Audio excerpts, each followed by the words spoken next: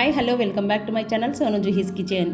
ఈరోజు మన రెసిపీ రుచికరమైన స్పైసీ చికెన్ ఫ్రైని చూపించబోతున్నాను. రెగ్యులర్గా చేసుకునే చికెన్ ఫ్రై కాకుండా ఇలా ఒకసారి ట్రై చేసి చూడండి, మళ్ళీ మళ్ళీ చేసుకొని తింటారు, అంత బాగుంటుంది. మరి లేట్ చేయకుండా వీడియోలోకి వెళ్ళిపోదాం. ముందుగా ఇక్కడ నేను ఒక 1/2 కేజీ బోన్లెస్ చికెన్ని తీసుకొని ముక్కలు అనేవి పెద్దవి కాకుండా చిన్న ముక్కలుగా కట్ చేసి బాగా కడిగి పసుపు ఉప్పు వేసి మరోసారి కడిగి తీసుకోండి. పసుపు ఉప్పు వేయడం వలన చికెన్ అనేది నీచువాసన రాకుండా ఉంటుంది.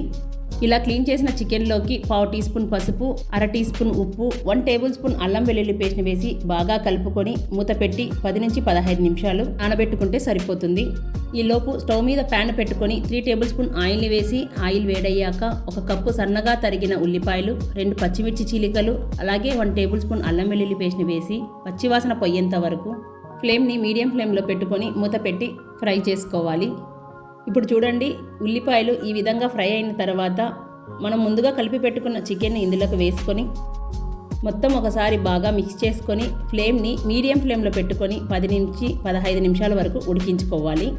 ఈలోపు చికెన్లోకి మసాలాను ప్రిపేర్ చేసుకుందాం. ముందుగా మిక్సీ జార్ని తీసుకొని 1 ఫుల్ టీ స్పూన్ మిరియాలు, 1 టీ స్పూన్ ధనియాలు, 1/2 టీ స్పూన్ జీలకర్ర, 5 యాలకలు, 3 ఇలాచి, 1/2 అంగుళం దాల్చిన చెక్క, 5-6 ఎండుమిరపకాయలు ఇవన్నీ వేసుకోవడం వలన చికెన్ అనేది కలర్ఫుల్గా మంచి టేస్టీగా కూడా ఉంటుంది. మీకు చికెన్ అనేది మొత్తం బ్లాక్ కలర్ రావాలంటే మొత్తం మిరియాలను తీసుకుంటే సరిపోతుంది. వీటిని ఇలా బాగా గ్రైండ్ చేశాక 10-12 పొట్టు తీయని వెల్లుల్లి వేసుకొని మరీ ఎక్కువగా గ్రైండ్ చేసుకోకుండా బరకగా గ్రైండ్ చేసుకోవాలి. చూడండి, ఇలా ఉంటే సరిపోతుంది.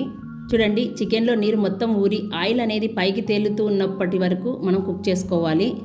అప్పుడే చికెన్ అనేది ఉడికినట్లు లెక్క. ఇప్పుడు చూడండి, ఆయిల్ అనేది పైకి తేలుతూ చికెన్ 70% ఉడికిపోయింది. గ్రైండ్ చేసి పెట్టుకున్న మసాలా పొడి అలాగే సన్నగా తరిగిన కొత్తిమీరను వేసి బాగా కలుపుకొని ఫ్లేమ్ని లో ఫ్లేమ్లో పెట్టుకొని 8 నుంచి 10 నిమిషాలు చికెన్ అనేది బాగా ఉడికేంత వరకు ఉడికించుకోవాలి. అలాగే మసాలాలు ఏవి మాడిపోకుండా మధ్య మధ్యలో కలుపుతూ చికెన్ని ఉడికించుకోవాలి.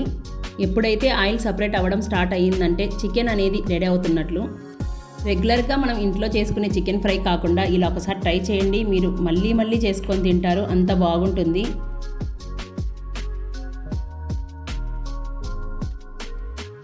ఇప్పుడు ఇందులోకి రుచికి సరిపడా ఉప్పుని వేసి మరోసారి బాగా కలుపుకొని మూత పెట్టి ఒక 2 నిమిషాలు మగ్గనిద్దాం. చూడండి, చికెన్కి మసాలాలు బాగా పట్టి మంచి కలర్ఫుల్గా కనిపిస్తుంది.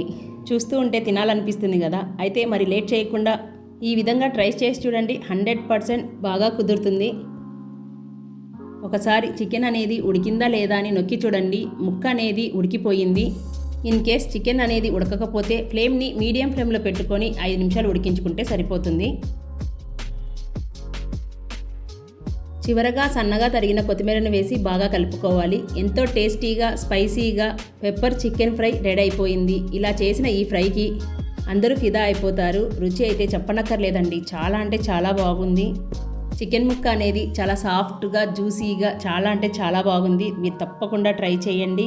సో ఫ్రెండ్స్, ఇవాల్టి పెప్పర్ చికెన్ ఫ్రై మీకు నచ్చిందని అనుకుంటున్నాను. మీకు ఇలాంటివి మరెన్నో మంచి మంచి రెసిపీస్ కోసం సోను జుహీస్ కిచెన్ని సబ్స్క్రైబ్ చేసుకోండి, లైక్ చేయండి, షేర్ చేయండి. మీ ఫీడ్బ్యాక్ని కామెంట్ రూపంలో తెలియజేయండి. Thank you for watching.